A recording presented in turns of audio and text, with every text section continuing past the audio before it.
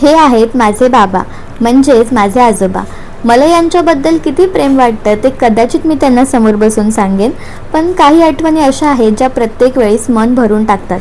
मी आता गावी होते तर माझी चप्पल तुटलेली आणि आजूबाजूला एक दुकान पण नाही आहे, त्यामुळे बाबांनीच बसून ती दुरुस्त केली आणि मला म्हणाले, तू अजिबात काळजी करू नको, मुंबईला पोहोचेपर्यंत तुझ्या चपलेला काहीच होणार नाही.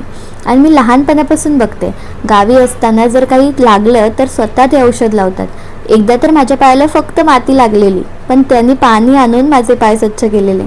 संध्याकाळी सहज सगळे बसले असताना चुलीवर हळूच काजू भाजून देतील आणि मला आवडतो म्हणून शेतातून येताना आठवणीने फणस घेऊन येणार आणि माझ्या प्रत्येक छोट्या मोठ्या यशाचा माझ्यापेक्षाही ते जास्त आनंद साजरा करतात.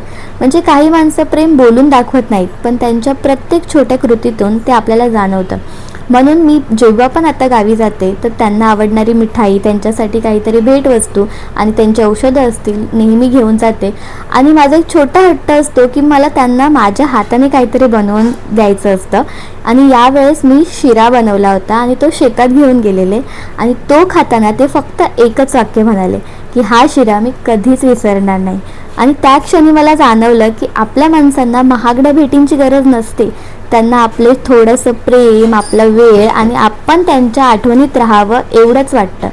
म्हणून तुमचेही आजी आजोबा असतील तर आजच त्यांना भेटून या, किमान एक फोन तरी करा, कारण अशा छोट्या आठवणीच आयुष्यभर आपल्यासोबत राहतात.